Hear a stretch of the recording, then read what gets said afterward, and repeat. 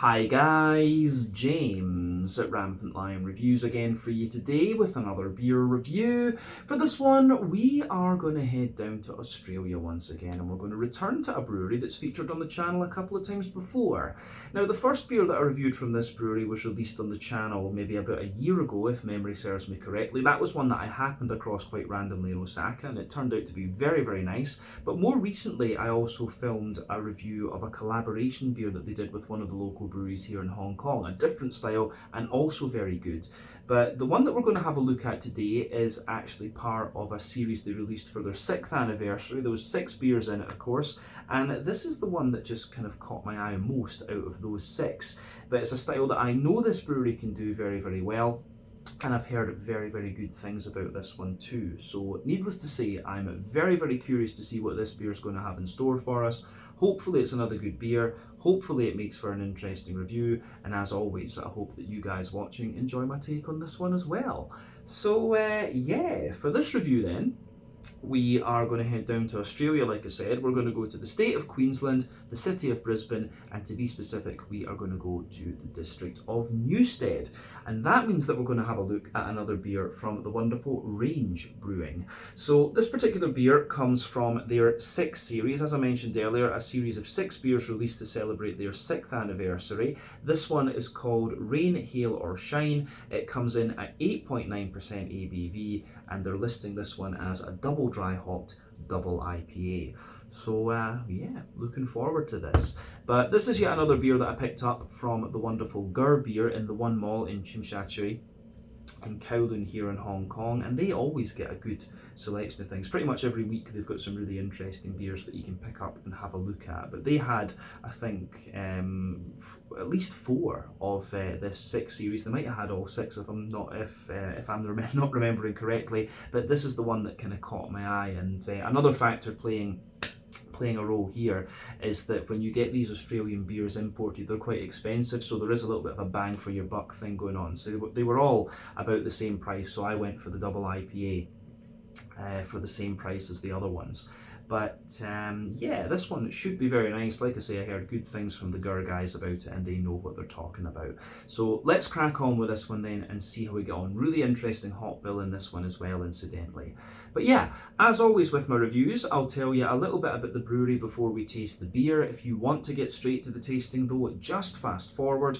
All the usual links can be found in the video description below. That's the brewery website, the link to my other reviews that I've done involving Range Brewing, and there will be more added to that list at some point in the near future, I'm sure, because their beers come regularly here to Hong Kong. But there's all the usual social media down there. If you want to see more reviews, do please consider subscribing to the channel. The support that you give is massively appreciated. And remember, you can go into the channel homepage and search for beer using the geography tagging system. So just go in there, use the little search bar, put in your hometown, state, county, province, whatever you like. If I review beers from the area that you search for, they will pop up. Failing that, you can check out the playlist of beers from different countries. You'll find this one in the Australian playlist along with a number of other things, and that's being added to quite regularly at the moment as well. And do remember that you can check out the playlist of beers from other countries as well, and I recommend you do that because there are some very interesting things on the channel these days. But yeah, let's go on to my brewery notes then, and I'll tell you a wee bit about Range Brewing once again then. So, Range Brewing, as I've mentioned to you already, are based in the Newstead district of central Brisbane in Queensland, and this company was founded back in 2017 by Matt McIver, Gerard Martin, and they were joined soon after by Mitch Pickford. So, Matt and Gerard are 2 childhood friends, and they lived abroad in London. And Matt worked for Brewdog in Soho, and he was also the brand manager of the London Craft Beer Festival.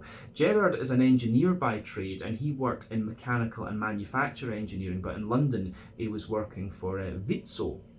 So apparently the idea to start their own brewery came after enjoying a few too many beers, as they put it, but they wanted to be able to travel and sample the best beers in the world, and then to be able to brew their own versions of these. So Matt and Gerard then contacted their friend Mitch, who also happened to be a talented brewer, and he was working at the time for Catchment Brewing in Brisbane, but he was of course interested to get on board, and soon Matt and Gerard were back home in Queensland building their own brewery. So apparently they had originally thought about starting the brewery in their hometown of Toowoomba, which is, I think, if I remember rightly, 2 hours out to the west of Brisbane on the way to my aunt and uncle in St George, of course, but they decided that Toowoomba wasn't the best fit for them, and so they decided to go with Brisbane, which is, you know, obviously a lot bigger. But the brewery opened in early 2018 in an old warehouse in the Newstead district, and they've got an on-site tap room there, and they also sell pizzas as well, which are very, very popular. But over the years they've expanded their brewery infrastructure, and then in 2022 they opened a second tap room in the Abbotsford area of Melbourne, which also acts as their southern distribution hub. But until 2022 they didn't have a core range of beers, but at this point they introduced Disco as their first sort of forever beer, as they were calling it, and I think they have added a few more to that core range as well. But as of May 2024, when I'm filming this review for you, these guys have produced 675 different kinds of beer according to Untappd, which is pretty damn prolific actually. That's over 100 different beers a year. When they're celebrating their sixth anniversary of production, I guess, because as I say, the company was founded in 2017 officially, but I think their first beers were released in 2018. So yeah. But yeah, that's everything I can really tell you about Range Brewing for the moment. If you want to learn more about these guys, you can check out the brewery website. You can follow them on Facebook and Instagram to keep up to date with all the latest goings on. And you can check out the Rate Beer, Untappd and Beer Advocate pages to learn a wee bit more about all the different beers that they've done. But hopefully I can get back down to Brisbane at some point in the future and we can go and film an out and about video at their tap room. That would be pretty awesome actually. But yeah, in the meantime we'll just try some of the beers up here in Hong Kong. So yeah, let's go on and actually have a little look at the beer itself. So before we open it up, I'll let you have a wee look at the artwork on this one. And I will say quite a few of the other beers in this 6 series had very similar artwork to this, but yeah, you can see the Range Brewing symbol at the top of the can there. I'm not sure how well that's going to show up though, because the can is silver. Cameras hate silver, of course, but yeah, the can's a little bit sweaty because of the heat. But you can see plain silver top on the can there. It's a 440 milliliter, this one, if I'm not mistaken. I don't think it's an American pint, is it? Doesn't actually say, does it? Oh no, it's 440 milliliters. It's right here next to the thing. But like I mentioned earlier, this one comes in at 8.9% ABV, double dry hop, double IPA. We're getting this one pretty fresh as well. I think it said it was packaged on the 1st of May 2024, and I'm filming this one for you on the 20th of May 2024. So yeah, we're getting these beers in pretty quick order, which is great. But yeah, 8.9% ABV. The hops in this one are Citra, Racal, Mosaic and Galaxy. We know all of these hops quite well. So Citra and Mosaic are both American, both 14% alpha acid. Citra's going to give you a big sort of juicy mango type note in a New England IPA. I think this one is a hazy IPA rather than anything else, but it's going to give you a big juicy mango, sometimes grapefruit and passion fruit as well, but also a good little bit of lemon limey character. Mosaic is going to give you quite a lot of kind of tangerine orange, and it's got that distinctive little earthy quality to it. Galaxy is an Australian hop, 14% alpha acid again, and that gives you quite a lot of pungent like passion fruit and mango, also quite a little bit of pineapple from what I remember as well. But then Racal is Racal, probably need to pronounce that right, that's from New Zealand, and that gives you about 10% alpha acid if I'm not mistaken. It's got quite a distinctive piney resiny note and also quite a lot of apricot as well. I do like that hop, but Racal has a very low yield from what I remember because it's very susceptible to mildew. So yeah, but yeah, 8.9% ABV this one, like I said. Let's get it out into the glass and see how we get on. I nearly corrected myself there, thinking I'd said grass or something, so my brain is just fried today, guys. Let's just go with that. But yeah, let's get this guy out into the glass and we'll see what it's all about.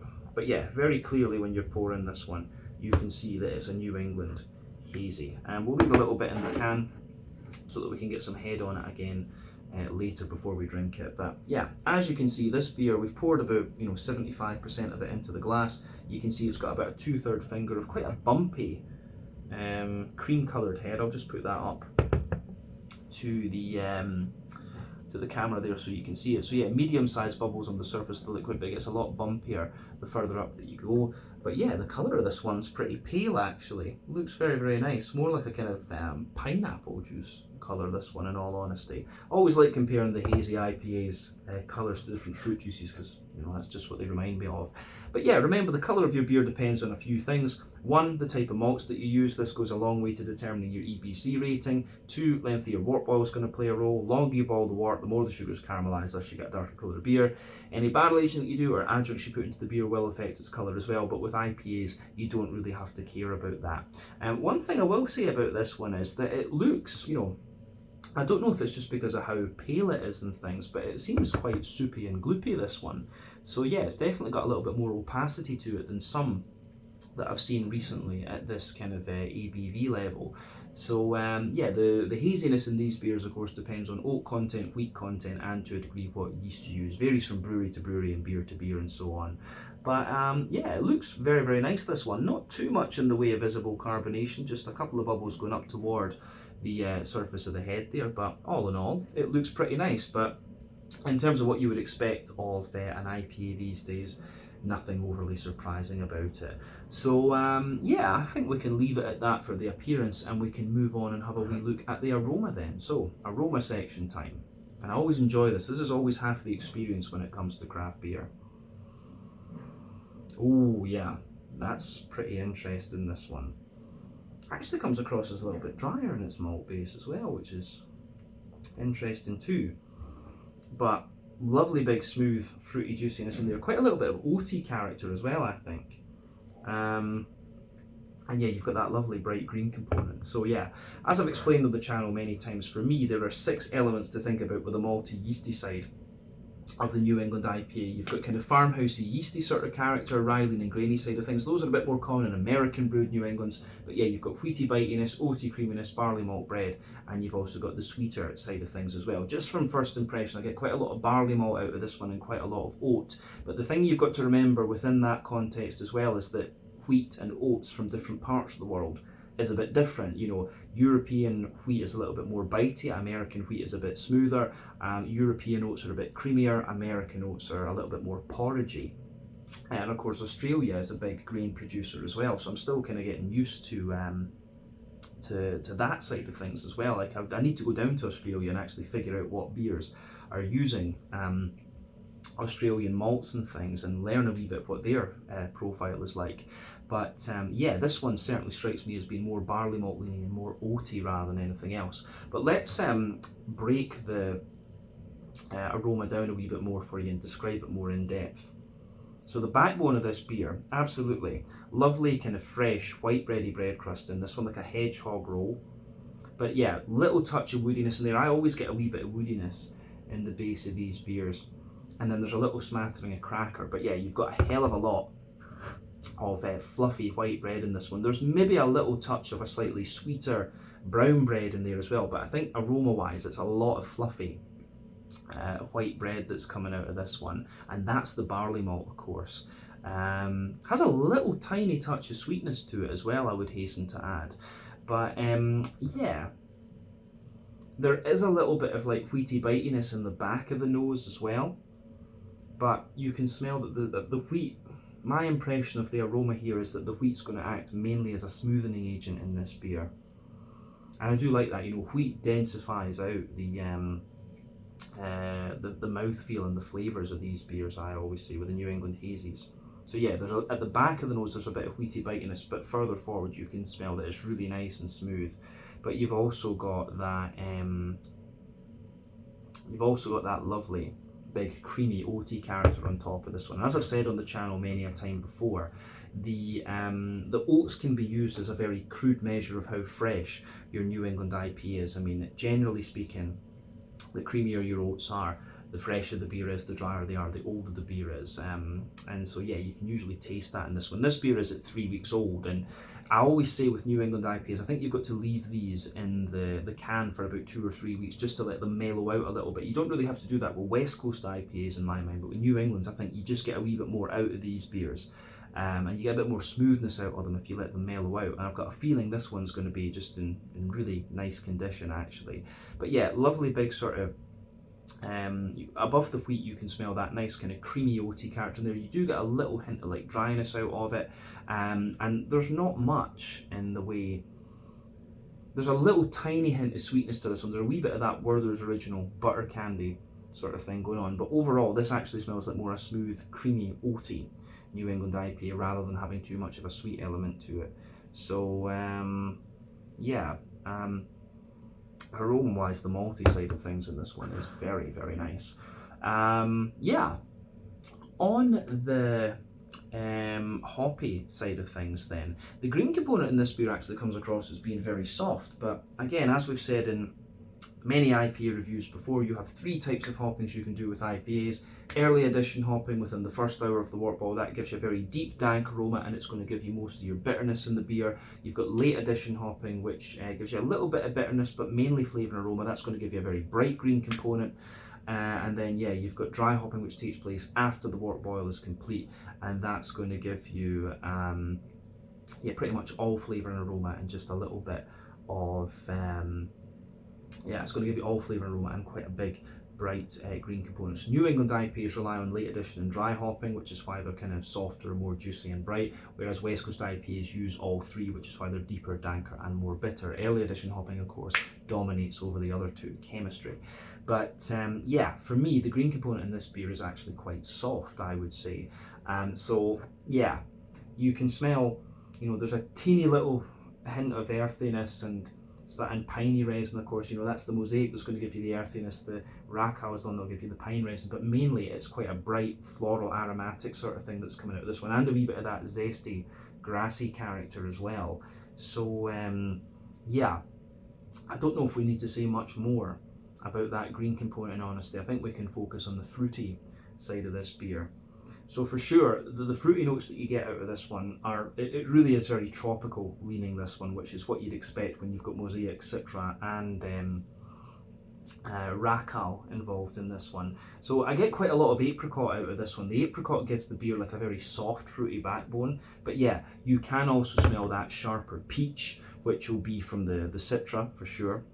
You've got that nice sharp peach in there, but big ripe juicy mangoes. I hesitate to say guava because it just doesn't come across as quite green enough. But yeah, peach, big juicy mango, soft passion fruit, little bit of apricot and things in there. And yeah, I want to say pineapple as well. You know, the mango is going to come from the Galaxy and the Citra in this one. The pineapple I think is going to come mainly from the Galaxy. But yeah, the softer side of the tropical fruits in this one is absolutely going to be the Rackau. Really not sure how to enunciate that particular word. I need to look that up because that'll annoy me. But yeah, you do get a little bit of an orangey, tangerine character from this one, which is of course your Mosaic. But as I say, it really, you have to sugar the beer up quite a little bit for that. So yeah, big oily orangey character out of this one, big kind of soft, yeah, as I say, a big sort of soft, yeah, big sort of soft apricot note is kind of dominating this one for me actually. I do wonder if this beer's got a little bit of cryo or hop keef or something like that in it, because the green component really comes across as very smooth and things, and usually that's what happens when you use cryo and hop keef and stuff, so would not be surprised if that's what's going on in this one. But yeah, as I always say, take a little bit of time to enjoy the aroma of the beer before you get stuck into it. This one is really very, very nice. So yeah, let's get the rest of this out into the glass and we'll have a taste of it. So yeah, this one is the Rain, Hail or Shine, an 8.9% New England Hazy Imperial Double, whatever you want to call it, IPA, part of the 6th series to celebrate the 6th anniversary of Range Brewing in Newstead, Brisbane, Queensland, Australia. Happy anniversary to these guys. Hopefully this is another good beer. Smells great anyway. Always take time to smell the aroma, as I say. Slàinte, skål, cheers.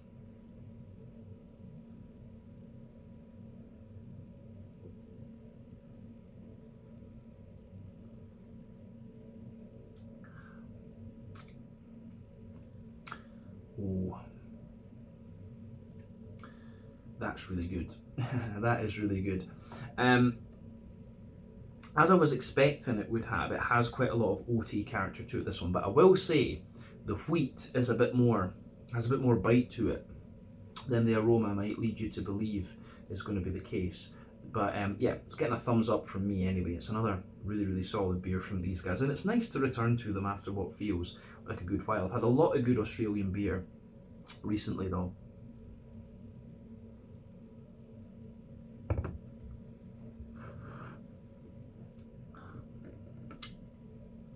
So yeah, on the generally speaking with this beer, this in terms of the New England Hazy, this is a really soft, yeah, creamy oaty New England. It is very, very nicely done. Yeah, great stuff from Range once again. But yeah, let's break the beer down and describe it for you a wee bit more in depth, as we always do. So, middle third of your palate then, the backbone of the beer, you've got that lovely, soft, smooth, white bready bread crust coming out of this one. If you go further forward on that middle third of your palate, you do get a little hint of woodiness out of the beer. But yeah, you've got a nice kind of Jacob's cream crackery note coming out of this one as well, which I think is really nice. But that cracker is quite minimal, to be honest with you. This beer actually comes across as being very smooth and bready and oaty and creamy. I'd say that those are the two kind of dominating notes in this one. So yeah, above that very light smattering of cracker, you've got this nice fluffy and airy but still quite dense and slightly sweet white bready layer. That's the next thing up you're going to get. But then you can feel the much more dense wheaty character coming out of this one. So at the back of that middle third of your palate, you can feel the wheaty side of the beer just has that little bit of bite to it, that little bit of attack. And then as you move further forward, the wheat just kind of mellows out and smooth and just acts more as a smoothing agent. But remember that generally speaking on your palate, generally speaking on your palate, sweeter flavors are going to come out further forward, and more dry and bitter flavors are going to come out a wee bit further back. So yeah, the way that pieces together, I think, is really nice.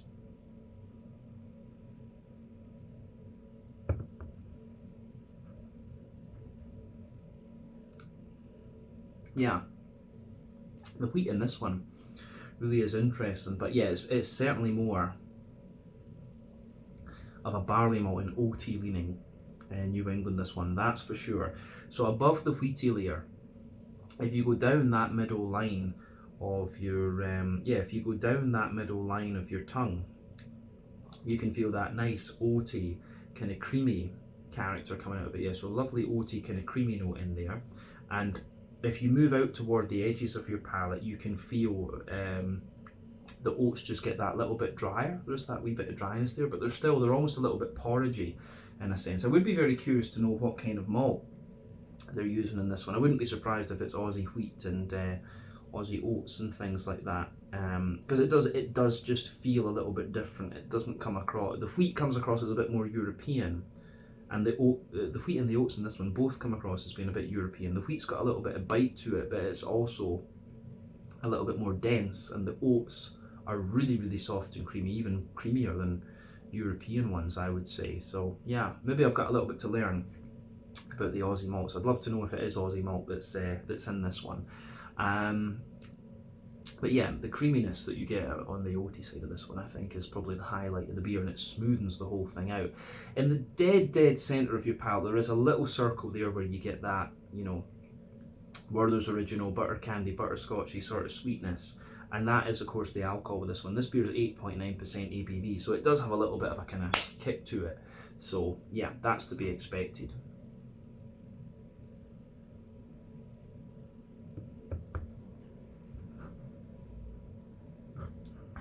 But yeah, the flavour profile of this is really damn nice, actually.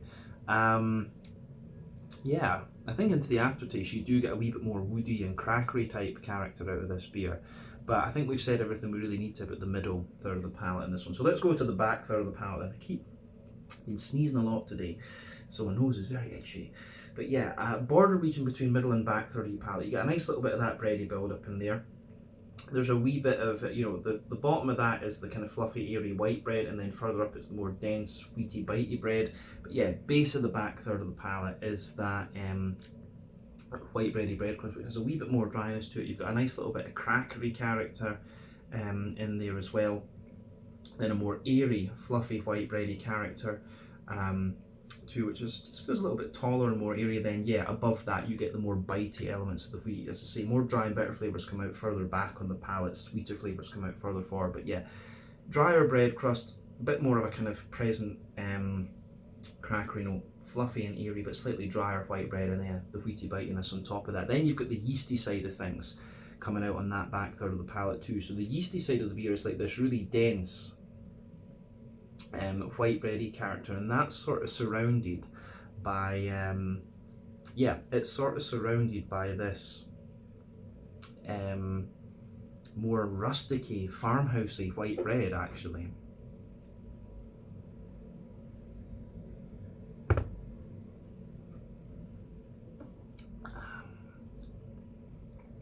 So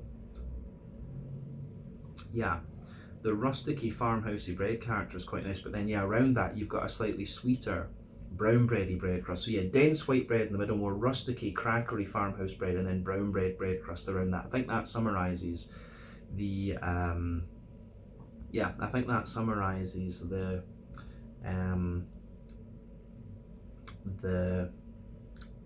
yeasty side of this beer quite nicely. So yeah, and the more that I drink of this, I'm starting to get more and more of the wheat out of it too. But definitely, yeah, back third of the palate, you can feel the flavour is taller. Then as you move further forward into the middle third of your tongue, it condenses down and squashes together that little bit more. But yeah, in terms of the hoppy side of this beer then, it's nice. Like in the back corners of the palate, you do have a little touch of earthiness there, but as you come further forward, I'm certainly getting some of that more danker, that kind of more dank pine resiny note out of this one. As I say, that's a kind of characteristic of Racal. The earthiness is from Mosaic. So yeah, there is a wee bit of that, and I do wonder if there has been a little bit of early edition hop in this beer.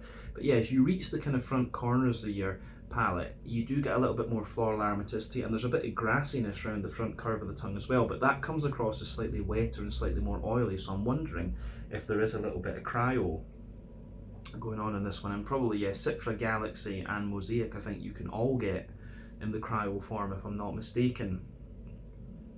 But pardon me, yeah, it's interesting to think about that for sure. But let's focus on the front third of your palate then, and the fruity side of the beer. So yeah, border region between front third and middle third of your palate. Again, you get that bready build up in there. So yeah, nice kind of fluffy, airy white bread. Then you've got a more wheaty, bitey character on top of that. Then the base of that front third of your palate is, yeah, the bread crust, the kind of soft white bread, and then the cracker. And yeah, you can feel the more dense wheat there. The wheat is actually very, very smooth there, but then above that you've got that nice oily bubble where the juicy fruity esters just kind of roll their way out of the beer. So yeah, the way all of that goes together, I think, is really, really nice.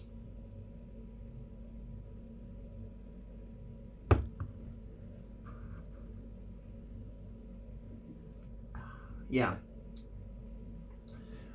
the flavour profile of this one is on the fruity side of things is quite nice, but it's definitely got a bit more pungency to it than I would have expected from the aroma. So yeah, that nice oily bubble at the back of that front third of your palate, you do get a little bit of that grapefruity note, and you know, both Citra and Galaxy are capable of giving you that. So yeah, there is a wee bit of that stronger grapefruity note in there. But yeah, as you move further forward from that, there's a bit of a sharper peach.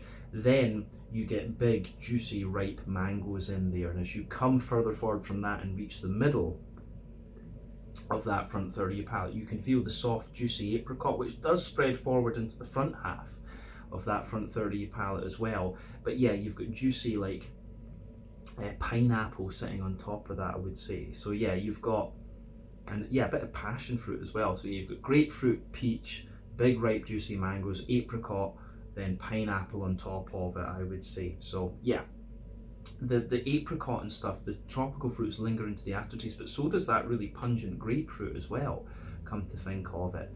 So yeah, the way that pieces together is really interesting. Yeah, and when you move into the front half of that front third of your tongue, you get a lot of juicy orange too.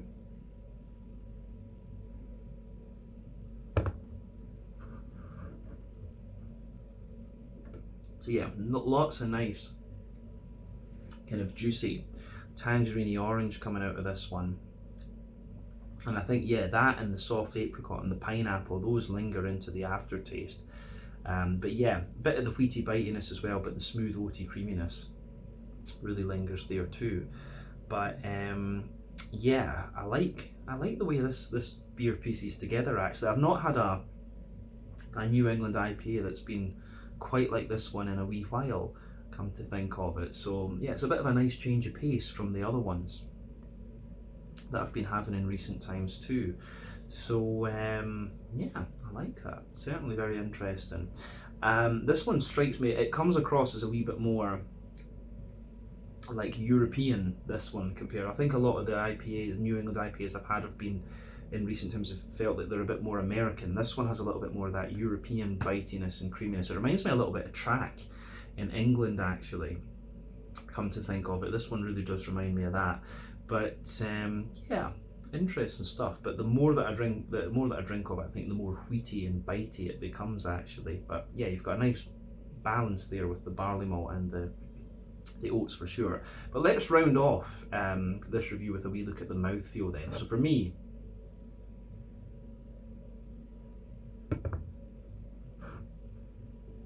yeah, very drinkable for a 9%er.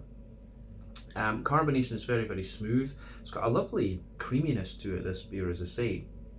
IBU wise, I think this one's probably about 40-ish IBUs. It does have a wee bit of lingering bitterness there, which is nice. The maltiness, as we say, very, very smooth, actually. Smooth and soft in the middle, bit kind of more dense on top, and then you've got that lovely creaminess and a very slight sweetness. Yeah, we said about 40 IBUs. The green component, I think, gets a bit more pungent into the aftertaste, and yeah, you've just got that little bit of juicy, fruity character coming out of this one as well. So all in all, a really nice New England, this one, and it does remind me a little bit of like Track in England. Comes across as a bit more European, this one, which is quite funny to say about an Australian New England IPA. But great beer, this one, and I think I need to try a few different styles from range going forward. So yeah, let's leave it there. This one was part of the 6th series, the 6th anniversary release, an 8.9% New England Hazy Imperial Double, whatever you want to call it, IPA, rain, hail or shine. Really, really good beer, and I've enjoyed it. So yeah, once again, thank you for watching my beer reviews. Until the next time, please like, subscribe, share, all the usual YouTube stuff. Let me know your own thoughts on this beer in the comment section below. Let me know what your favourite beers are from Range Brewing as well, and we will no doubt return to these guys again. Big shout out to my friend Sam Smalley of Short and Stout Beer Reviews. Make sure you check out his channel if you're interested in Australian beers in particular. He's got some great videos there, and I'm sure I'll collaborate with him again at some point in the future. But yeah, that's it for this one. Check out my social media, check out Range Brewing social media, do check out Gur Beer and Short and Stout Beer Reviews, and I'll see you guys in another video very, very soon. Slàinte, skål, and cheers.